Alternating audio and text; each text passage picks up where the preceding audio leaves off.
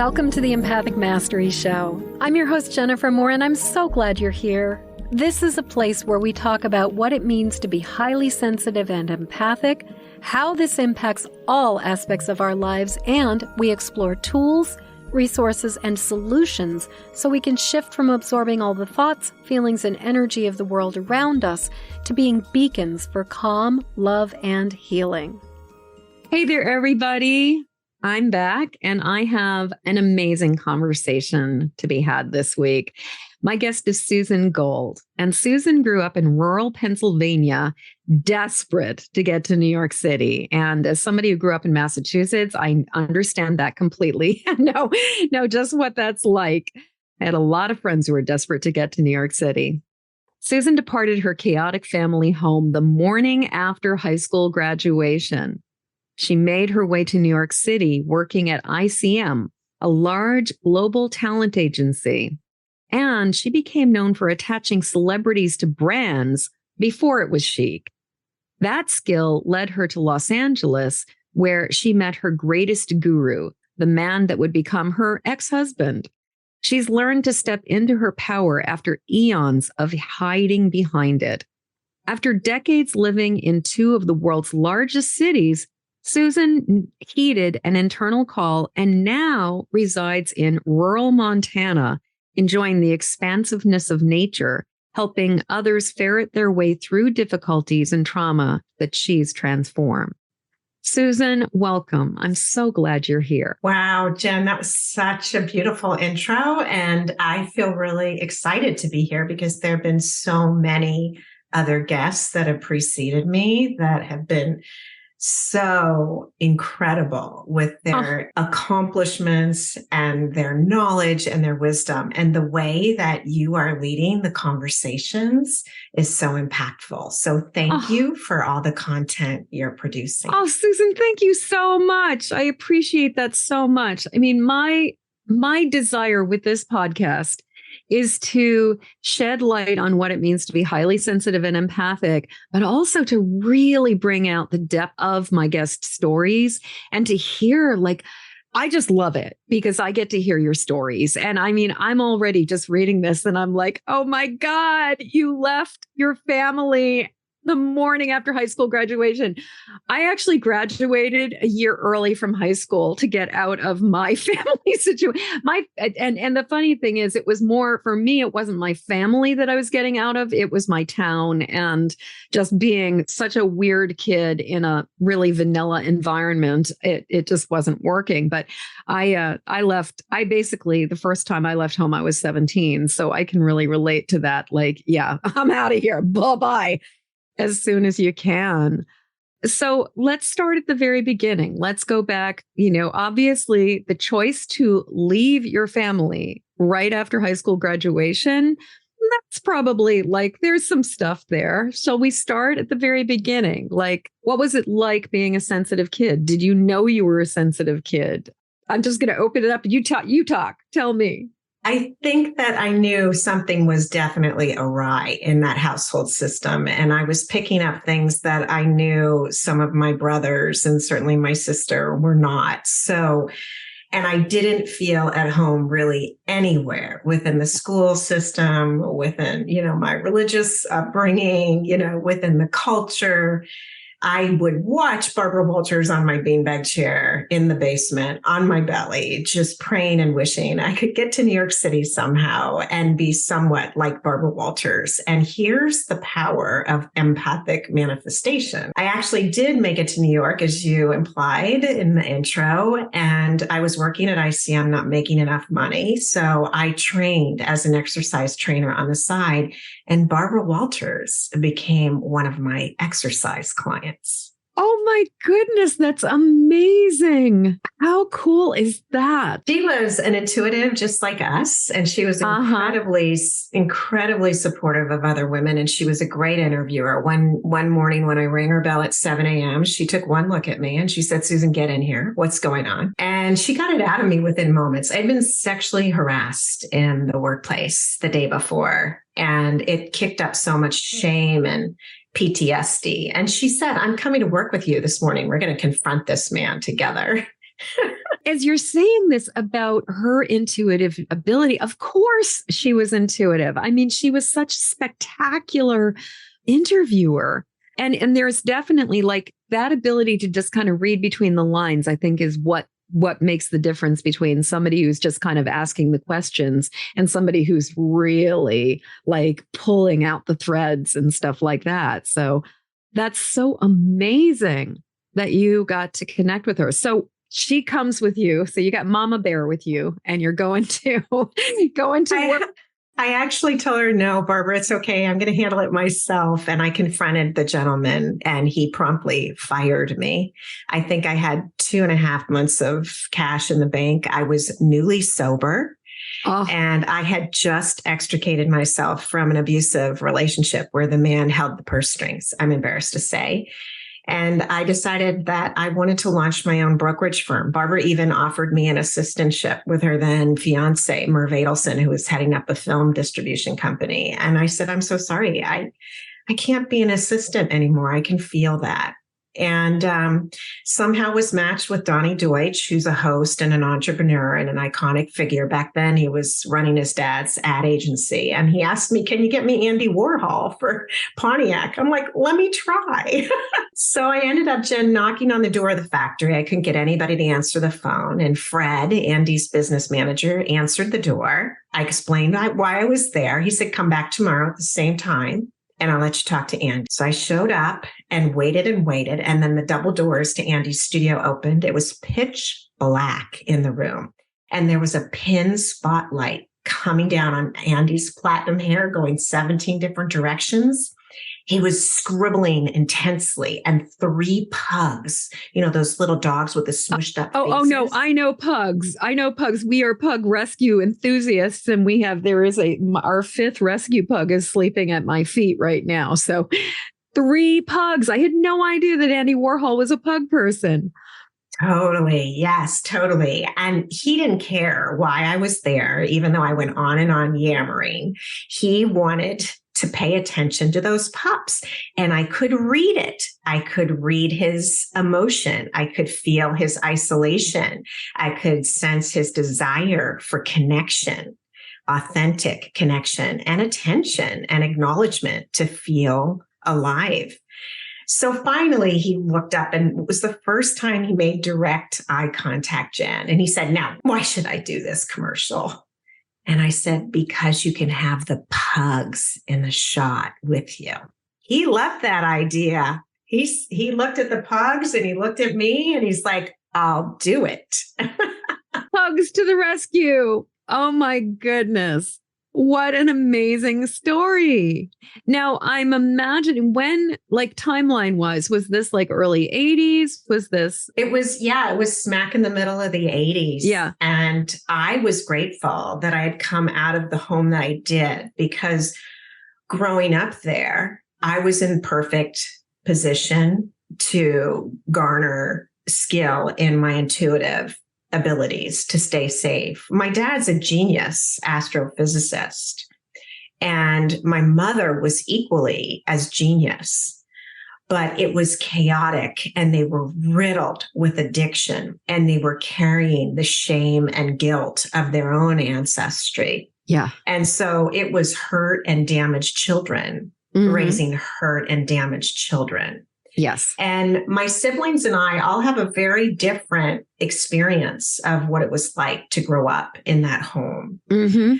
But I could read the energy of anyone in the same room, and actually could read the full sentences of thoughts. And when that came out, it wasn't quite appreciated by the adults. Right. So I shuddered all of that until well in adulthood. I always knew that there was a unique sensitivity, but I thought everybody had it. I didn't know it was special. And it served me just like it did in that room with Andy, and continued to serve me. I think it wasn't, honestly, Jen, until I took an online course during COVID and I really woke up to my ability. Even though others had told me, I didn't really get it to Yeah. a core level. Yeah. And now with the frequencies and the energy and the vibration raising, it's becoming more and more clear. Yeah. Yeah. Well, and you talk about something that I think many of us experience, which is that we imagine or assume that everybody has this sensitivity, that everybody has this capacity to perceive things and to pick things up. And I know for myself that when I was younger, and if I was having a really difficult day or I was in a really hard, feeling lousy, I would be really worried that even if I didn't say anything about it, my mood would like impact and affect other people because I was so deeply impacted and affected by other people. And it took me into my adulthood to realize that most people don't know this. Most people can't read the cues and aren't necessarily picking up that stuff. And you got to tell them if something is going on. And that was kind of revelatory that when I realized, oh, not everybody is aware of all of this stuff the same way. And even as you were speaking about how coming from a family, every sibling interpreted or experienced your childhood and your family of origin in a different way. This is not the first time I've heard that story. Yeah, I think it's quite normal. I think what's really helped me though in healing is to really come to the belief that I entered the most perfect classroom. I could not have created a better playbook or scenery or set the stage more suited for soul evolution. I think maybe next time I'll check out the fine print in the agreement a little close before I enter in. But so perfect. And I'm so grateful for the roles everyone has played. Yeah.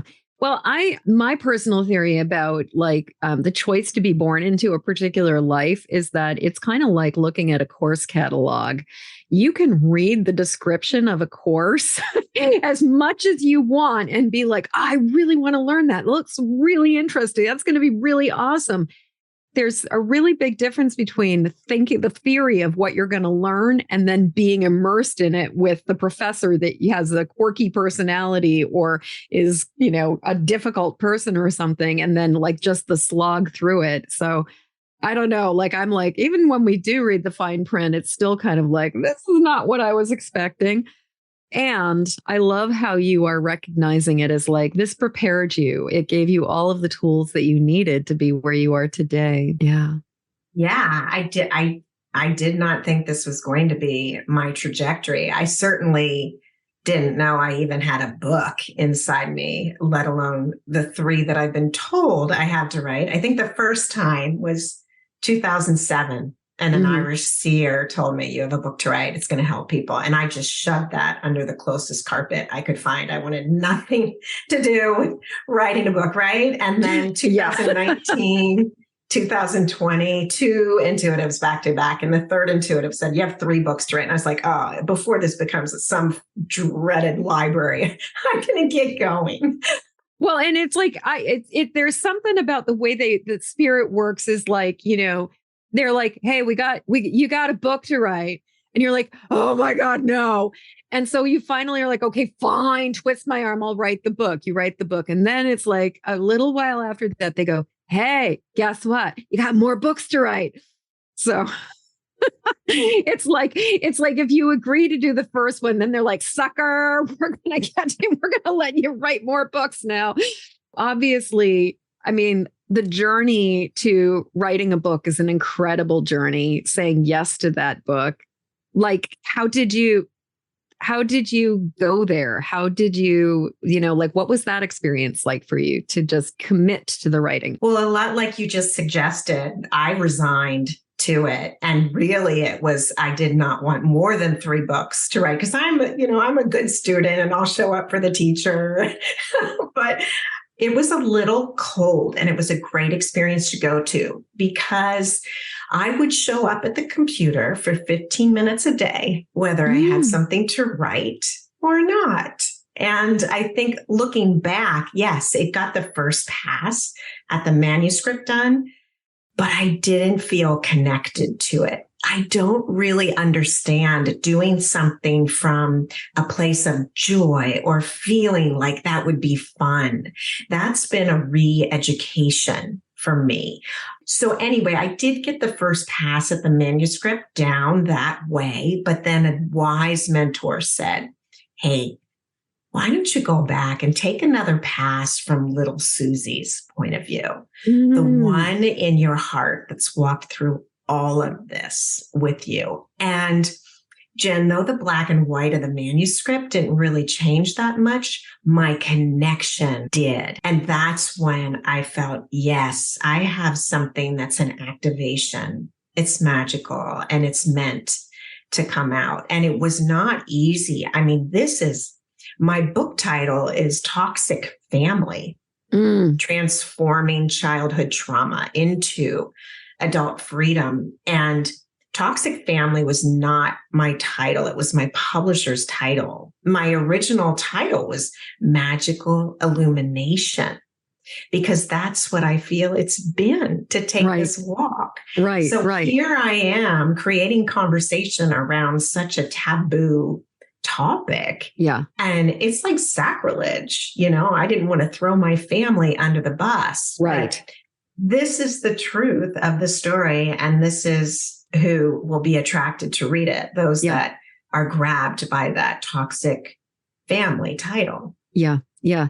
Well, and I mean, this is where I think that the wisdom of the publishers, one thing I learned after publishing Empathic Mastery was that the title of a book is your fundamental SEO keywords.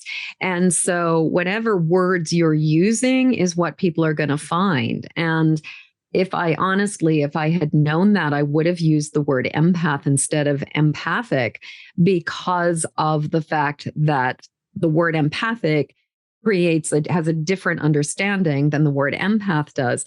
So I get your publisher's choice to call it Toxic Family, because that's speaking directly to what people are struggling with and what they're going to be looking for that support around. How was it? You were sort of saying, total taboo to out the family secrets, to talk about that toxic festering underbelly that is going on in a family system. What was that like to write a book about toxic family? How did your family respond? How did your siblings respond? Were your parents alive when this came out? My father's alive. Yeah. And I told them all, I was writing a book, and left it to them to ask. And no one really asked for specifics. They just assumed it would have something to do with, the celebrity branding I did and the work as a producer, and who knew. And the closer it came to coming out, especially when the title shifted, the more airless I got in stepping up to the plate. And I was reassured multiple times in multiple ways. Yes, this is the book. Yes, you are to publish this book. But it's a different thing when you're dealing directly with your family. So the first person I told was my sister, and she paused, and I thought, uh-oh. And she said, you know what? We've all had our experiences in that family. And she did read it. She said once she got through college, she was riveted. She couldn't put the book down. And she had no idea I had been in pain the way that I had been in pain. My oldest brother, who I have abuse issues, and his childhood is almost completely blacked out. It's almost like he has amnesia because the trauma was so great, and he's never had or taken the opportunity to address it. His construct was torn apart. And that was painful. Yeah. And we had a conversation, and there was so much love, Jen, in that conversation. And he was apologetic, and I didn't feel the need for the apology, because I've done decades of work and walked through this. Yeah. And now he's having the opportunity to examine his walk on this earth. And my God, that is beauty. I just got chills and tears in my eyes. What a miracle. So we're all going to be getting together at the beach later this summer, and we'll spend a week together. And it's the first time since the book has been published. I think there's going to be opportunities for authentic healing. I'm trying to keep my expectations minimal, but yeah. I just want to thank, my divine team and my guardian angel and Michael for walking me through this. I keep on thinking about my dear friend, Chris Ferraro, who's written a number of books. She had posted on Instagram the other day this picture of of Anakin, and I can't think of the name of the mother of Luke and Leia right off the top of my head, but it's like a picture from Star Wars. It starts out with this Anakin just kind of having a face and her going, you're going to read my book, or I'm so excited, you're going to read my book. And then, or something like, I'm writing my book. And he's just kind of like, yeah, whatever. And the second thing is like, you're going to read it, right? It's like, he's not even, and he's just like, no. And it's just really striking to me how I'm just impressed that your sister read your book because it's funny how often we're so afraid of what our parents are going to think or our family members are going to think. And then it's like, you're just like, hey, here's my book. And they're like, oh, okay. And it goes on a shelf and it just stays there. So I'm really, really glad that this has been a vehicle for healing in your family. That's just remarkable and wonderful. It's been a gift. And the big gift is it's been healing others, strangers that I hardly know. So yeah. Let's talk about healing toxic family. Let's open it up. Well, I think that's been a carefully constructed compartment in our society, and it's quite the taboo not to engage. And I feel like we're all a bit of Robert De Niro in The Mission. And we're walking through life with this big bag of concrete crap that doesn't belong to us. We don't need. It's not ours. And we have no idea. We're carrying guilt and shame deep in our ancestry that does not even belong. So that was part of the point and purpose. And then to see all of this from new perspective. So the moss and the gunk under the boulder ain't so ugly after all. It's actually possible that it's a gift. Mm-hmm. And if you can see it from that perspective and understand this is your consciousness rising. I mean, for me to have a conversation with my brother and feel pure and utter love from my heart, and it was a violent relationship, that's huge. And I feel like that is where we're going as a global humanity. Yes. Susan, something that comes to my mind as you're speaking is I can tell from listening to you that you have done the work and that you have really healed things to the point where you are sincerely and genuinely feeling love and gratitude for this. I've also seen people who try to bypass the healing and go straight for the love and the gratitude. And I don't know if that's something that you've witnessed or are familiar with, but I was wondering if you might speak to just like the journey to get to that place without necessarily you didn't go. It's sort of the opposite of go directly to jail. Don't collect $200. It's like go directly to go and collect $200 instead of moving through the process of just going through the trials and the tribulations and the ordeals. And though it doesn't have to be, this for me was an unveiling that took decades. I mean, and I faced alcoholism and addiction. Yeah. I faced clinical depression and then ultimately narcissistic abuse, and all of the work that I did around these areas all contributed to me being able to walk through. I think there was a 3-year period where I did not communicate with my mother. And I kept myself at a distance from my father until I could really find the modalities. And initially, Jen, it was talk therapy. Mm-hmm. And I appreciate the storyline that laid down for me. Yes.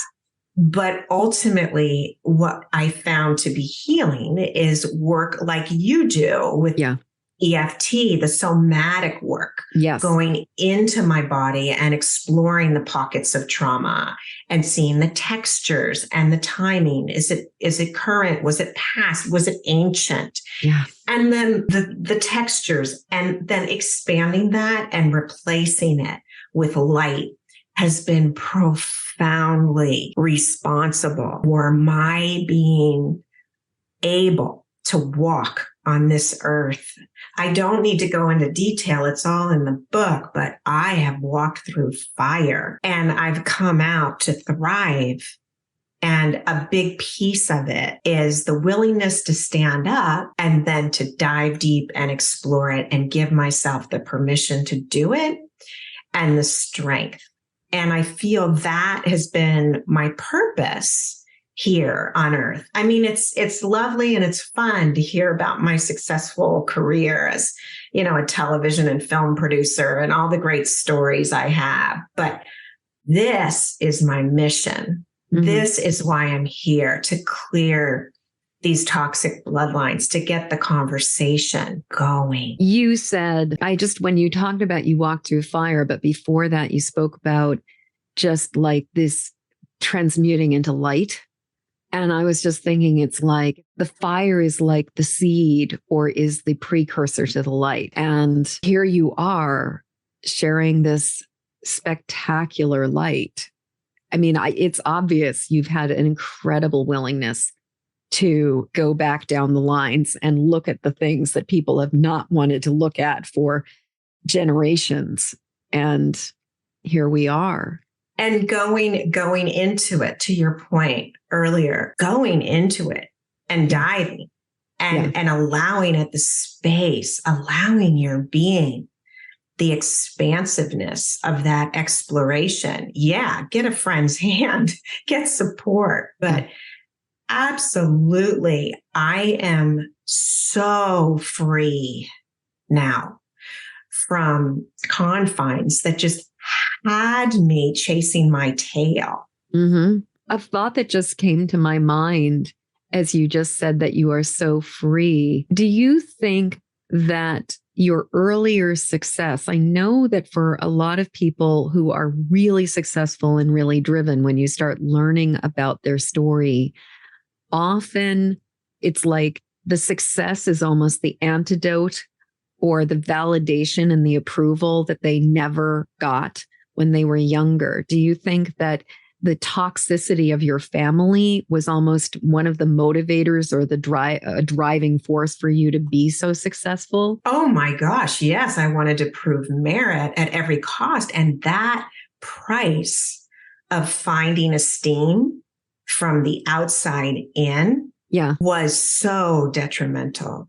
I mean, I even went into, not only did I have this glittery career, I was an endurance athlete. I was marathoning, I was triathloning. And then when I couldn't triathlon anymore, I focused on master swimming and got a national ranking within 4 years because I wanted that approval from the outside in. I was in a narcissistic marriage for much longer than I may have been because of the codependence locked inside and that need for external approval to the inside. So facing all those false personas and letting them slide and then opening, doing the work, that is excruciating. I am not going to lie. It's not for the faint of heart. No, it's not for the faint of heart. And so, Susan, I'd love to hear a little bit about, we're talking about this and we're talking about it on the other side of it. For somebody who is in the excruciating, for somebody who is in that period where it's just in the slog, what words of wisdom, hope, advice would you offer? Well, you're not alone. we are in this absolutely together. And there is someone that has had similar or even worse experience than you are experiencing now. So please hold on for the miracle, because it will come. And this is from someone, my first suicidal ideation, I was 6 years old. I was in front of the kitchen cabinet where we kept the pots and pans and the knives in the block. And I took the knife out and surveyed the blade and thought, if I could just thrust this through my little heart, all this would be over. Oh, So we can get through it together, and there is hope. And there's never been more help demonstrated than there is now, both traditional and, exceptional help and tools. Yeah. I have two questions, or one observation and a question. The observation is you spoke about how you started with talk therapy, and I also started with talk therapy. And I think there's great value in being able to just narrate the story and get it out, especially to just make sense of it and to try to understand it. If you have a good therapist who's not necessarily just enabling, like just, recapitulating the misery over and over again. And I also had the exact same experience of there came a point where it only got me so far and the somatic work became necessary. I had to find tools that involved the energy body, that involved the, just the nervous system, that helped to change things, because talking alone it's really important, but it doesn't do all the things. That said, what I'm wondering is, we're talking about the fact that there is help out there, and that there are some spectacular facilitators, spectacular mentors and healers and guides and people in the world to support us. What advice do you have for people who are like, I know I need help, but I don't really know where or how to find it? What would you suggest? So for me, what I did was I asked my team, hey, I need help. It's pretty hard down here, and watched for the signs. And I'd say something to a trusted friend and they'd provide another breadcrumb. Initially, I was in my early 20s, seeing the same red flags come up that were demonstrated in my home. I knew something was wrong. I asked a friend for help. She gave me the card of a therapist. Back then, I would, you don't go to a therapist and tell them your problems and pay for it on top. Right. But I was willing to go to any length because the pain was so bad. And I walked into that gentleman's office and I said, my life is out of control and completely unmanageable. And he immediately, was there alcoholism in my family? How much did my father drink? How much do you drink when you're in treatment with me? You don't drink. And I'm like, look, I've got big problems. I don't know what this has to do with anything, but I'm willing to do it. And he said, go to meetings, check out your dad's drinking problem, and then also go to meetings where you can learn about what it's like to grow up in a system where there's addicts at the helm. And that truly set the table for me to be able to do the work that was going to be necessary for me to thrive on the planet. So there is hope and there is help. If you want a conversation with me, hit me up after this podcast. The link will be in the description box. I'd love to have a conversation with you and help. Well, and just since somebody's listening, website, way to reach you. Oh, sure. It's susangold.us. Everything is there. And the book is at Amazon and all the regular places.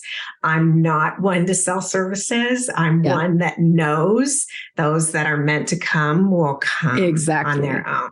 Exactly. And there is a workbook in the back of the book. It's the same exercises that have helped me walk through some of this. And it is helping others. So when you mentioned team, I was like, what kind of team are you talking about? Are you talking about a human team? Or are you talking about a spirit team? Or are you talking about a combination of all the above? I have both. I went through a really strenuous divorce in the last 2 months.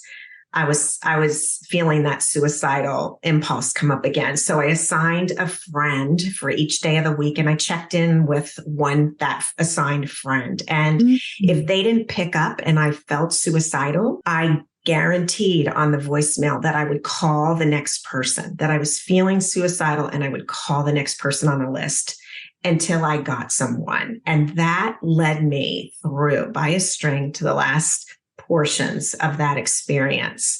So that kind of team has been essential for me when times have gotten really tough. And as a sensitive and as a super empath, we all know it can be even intensified tenfold. Absolutely. And then as far as the other team, that's a team from the other side. Yeah. You know, I had a beautiful Bernese mountain dog who graced me here not long enough, 8 years, 2 months, and 2 days. And I feel him, I feel others, and then, you know, guardian angels and all the angel community, and then people like you broadcasting podcasts with hopeful information. Yeah. Obviously, you had a sense of how, like, your will to survive was greater than the, like, for lack of a better word, itty bitty shitty committee in your head. And you reached out to people. I'm wondering, like, what did it take for you to, are you just by nature somebody who is a connector? Or did you have to break out of isolation and break out of sort of more introverted tendencies and to claim that worthiness to be like, I deserve to reach out to these people. My life is worth it. Like, what did it take to be able to be like, I'm going to create a list of people. I'm going to have people who are going to be my allies. They're going to be in my corner. Well, it didn't come naturally. And that was a tool that I learned, you know, getting sober. You have to create a network of like-minded people and reach out. So that was ingrained. And then once I learned about clinical depression the hard way, and I'll save that for another conversation, I knew when I was in that space and I had a young son going through this experience. So that also motivated me to get help. So I had him in the forefront of my heart as well. And I had very good friends surrounding me. And I mean, as a sensitive, you're one that can listen, intuitive, and people feel good just being in our energy and our surroundings. So I had some goodwill come my way. And my friends were all willing, so willing to step up, especially when I parsed it out. So they were only responsible for one day of the week, maybe picking up the call if it came in, you know? That is such a brilliant approach, I have to say. I mean, I've been on the other side of it where I've been the person who's like getting a phone call every single day for somebody who is in crisis. And it's exhausting at that point in time when somebody has not spread it out. I mean, you keep on speaking about, I'm assuming we're talking about the program and, you know, 12-step programs. And just, I'm thinking about how, you know, some of the tools within it, the idea of learning to make phone calls, learning to reach out to people, learning to be in community. I mean, I personally think that 12-step programs is one of the biggest forms of magic on the entire planet. And it's the greatest secret that, you know, it's like there's so much magic, there's so much healing, there's so much remarkable grace and power in it because it is about community and it is about not trying to do this all on your own. So I really hear how much that contributed. And it did contribute. And if I felt that I was going to lapse back into the old addict, I would run to one of those 12-step meetings. And it doesn't matter what it's got behind it. Yeah. But I'm going to say something that may be heretical. I doubt it to me. As an empath, I don't believe the 12-step programs are designed for one that is an empath. And I will just say that when I point a finger out and that spiritual axiom says 3 come back at me. And it's one of the teachings of taking responsibility for your actions. That can be a big booby trap for someone who is highly empathic. Well, and especially if you've been in, I mean, I mean, there's so many interesting dynamics. This is a whole other conversation, but there's so many interesting dynamics between sort of like the narcissistic male alcoholic and some of the ways that, I mean, I think that the program originally came out of men who needed, like, one of the things I've seen in the program, and especially like, I mean, my personal relationship started with sugar addiction, not alcohol. And what I've seen is that the program was created for people who needed to be, like, a lot of times males who needed to be knocked down a peg, that the grandiosity and the way in which they're drinking, like, they needed to have some humility. Women, on the other hand, and empaths in particular, usually have an abundance of humility. And the low self-esteem is so great that what we need is a bit of upliftment, not getting, like, sort of broken down to the point where you're like admitting what a lowly worm you are. And so I hear you. I mean, I don't know if but I think I've definitely seen that. It's like what empaths need and what women often need is more of a building up.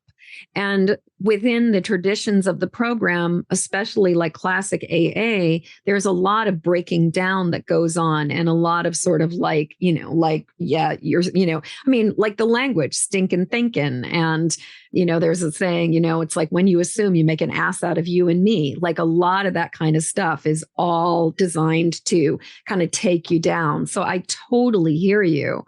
I don't know if what I'm saying is resonating or is reflecting what you were talking about. Oh, yeah, absolutely. Yeah. And I did want to be very careful because I have great love for those programs, and they saved my life. Saved mine too. Mad props. And I have friends who are still active within the program, and it is still, I mean, it is a life-changing lifesaver. I'm married to a psychotherapist who's done a lot of work with people with addiction as well. And, and we've had numerous conversations about the fact that for some people, the program is great and is really like life-changing. For some of us, it is a stop along the way that then allows us to find resources that are more in tune with and fit us better. And and that it's not all one size fits all. It works great for some people. It doesn't work great for other people. Yeah. I just don't want to discourage anyone in any way that may be thinking of taking that route. Dive in. Please dive in. Well, and the thing is, like, I mean, I'm imagining you were in program and using the meetings for a period of time where you had to really get your bearings underneath you and kind of get your moorings and be okay. And then once you got to a place where you were okay, you could start looking at alternative ways to get support. But what I'm hearing two things here. One is that you used it to get you sober. You used it to learn about being an ACOA. You used it to learn how these things, to like get the strength to develop the habits of asking for help and support. But then the other thing is, you didn't just go off after you did it for a while and totally turn into self-will run riot. You didn't just be like, I'm going to go off on my own now. I'm going to go rogue. You were like, I am still going to get support. I am still going to commit to doing the work. I am still going to find people who can help me even more.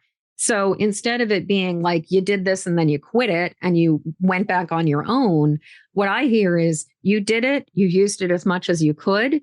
And then when you knew you needed more, you found more. And I think that's the really big difference, is like some of us use a program as a jumping off point that then allows us to grow into an even deeper level of healing. And that, I think, is the distinction. It's not, it really is like the bottom line is, if you got this work to do, get support. Absolutely. Well said, Jen. Thank you. Thank you. Thank you. So we are getting right to that point where we've got that, like, we're just shy of that 10-minute mark that I always give you guys a heads up about.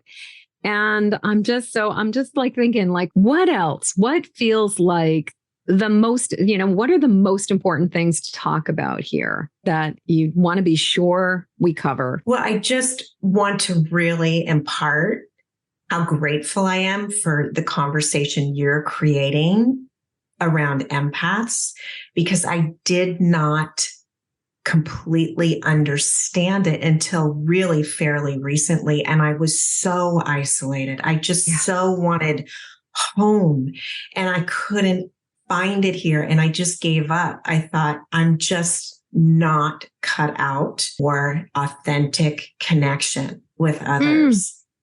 And then I understood what it was like once I connected into that community and understood my gifts, my abilities, my capabilities on a deeper level. And so I just want to encourage everyone to continue to explore those gifts and welcome them and then shine them bright so it attracts others who may still be a little tarnished in that department and just dusting off the jewel.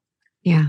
I want to pull something out that has been in the conversation as well, which is that, and that I write a lot about it in my book, Empathic Mastery, but is, if you're, and it's funny because you were talking about how you saw this therapist way back and he started talking to you about your dad's alcoholism and talking to you about your own alcoholism. And you're like, what the hell does this have to do with anything? Like, what do you mean? What's this? Why are you worried about me drinking in the evening? And in my experience, like this is the thing that because we live in a culture where addiction is so baked in and where there's so much denial about it, a lot of times I think people don't realize how profoundly their relationship to either a substance or a behavior is impacting them.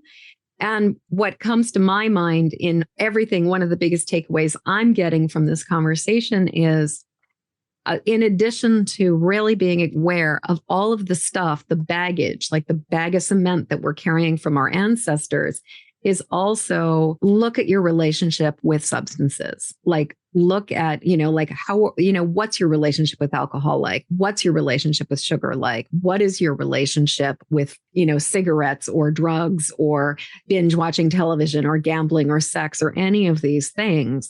And that I really hear in this, like the whole journey really started for you with the willingness to be sober. And it seems to me that that is a question that if your life, it's almost like if your life is not working and you're not sure why, look at what you're doing to self-soothe. So that just was something that I'm thinking in hearing you that really feels like, yeah, this is a piece of this conversation that feels really important to hold up. Yeah. And that continued on. Yeah. It continued on even with the endurance sport. Even with the need to have, some male figure giving me approval, which was from Billy Fritz in second grade on the playground, straight through to my guru of an ex-husband who really taught me the reverse of that I am a powerful being, that I do deserve to stand upright, that I do have value and worth, and then connected me in with that beautiful inner child that I shunned. I mean, I remember 25 years old and Alice Miller's Healing the Inner Child or Drama of the Gifted Child, came out. And I did inner child work, but I just felt like it was so saccharine and not for me. And now I don't want a stupid teddy bear. But I so deeply and profoundly see that is the piece of soul I brought here with me and is so luscious today. So this actually is the absolute perfect segue because since you've listened to episodes, you know what comes next. We go time travel because I sincerely believe that podcasts have this way of working. They're outside of time. They exist way in the future.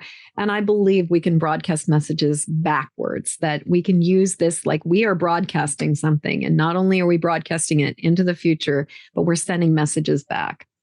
And so what I love to do is to take a moment or two or more to really send a message back to the part of us, the part of you that really needs to hear something important. And so my question to you is twofold. First off, when and what part of yourself, when are you sending a message back to?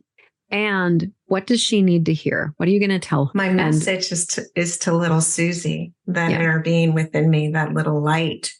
And I want her to know that I know that she is worthy, that she has value, that she has purpose, and she is heard. I acknowledge you and I appreciate you and I recognize your superhuman ability. Thank you for walking with me. You are worthy. You are value. You have value.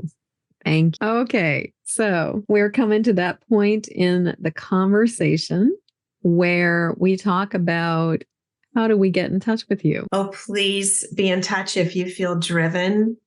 I hate this digital cacophony of all this raining down and take my webinar and I'll give it to you for $1.99. It's exhausting. And I honestly think it's really exhausting for empaths because we can smell insincerity like 16 miles, like a million miles away. And so much of the hype and the hustle is just, it's exhausting. Yeah. That's why I really appreciated your conversation with Jessica recently. Yeah. It was really tremendous. But if you feel drawn, I'm at susangold.us. And recently I took down the one-on-one coaching, the blah, blah, blah. I took it all down. If you want to have a chat, you can, there's a toggle. You just our chat. You get in touch with me. We schedule a nice conversation, no strings attached, and it does not come from a place of lack of self-worth or I have no need. I do, but I'm going to trust the universe that the right people are going to be drawn to me for conversation and thereby. Thank you. I just recorded a TikTok just the other day talking about like just pushing the river and how it just anytime we try to force an outcome because we are desperate or we're in a place of like, we think this is what we want, it just never works particularly well. And when we surrender and trust that the right aligned people are going to find their way to us, it is so much better. So susangold.us, US. Wonderful. Any last words before we wrap up? Yes. It's been a privilege to be in your energy and that of your listeners. They're as bright and beautiful and aware and bringing so much to this earth plane. So I only have thanks and gratitude, Jen. Oh, Susan, thank you so much. Thank you. And I just really want to thank you for your candor, for your honesty, for sharing about the, really giving us the true, and sharing about the dark underbelly, sharing about the possibility, sharing about the hope, but also shining a light on the shadow and helping us to remember that even the gnarliest stuff is ultimately really a gift. This has been a wonderful, wonderful conversation. So you guys reach out to, if this conversation has resonated for you, reach out to Susan, check in with her, tell her I sent you. Thank you so much for being with us. As we come to the end of this episode, I'd love to hear what you're taking from this show. Please jump over to empathicmasteryshow.com to leave your comments. In the show notes, you'll find a link to grab your copy of my Empathic Safety Guide, 3 Basics for Finding Calm in the Eye of the Storm. And while you're there, please subscribe and follow this show. And thank you for your help sharing this show with the people who need it. Please help me to spread the word and send this podcast to friends or family members who need support living as highly sensitive empathic people. Then join me again when the next Empathic Mastery Show airs. Okay, one last time. Hop over to empathicmasteryshow.com for your Empathic Safety Guide. And until next show, shine on. We need you and your gifts here on this planet. So please don't judge your empathic rainbow by colorblind standards.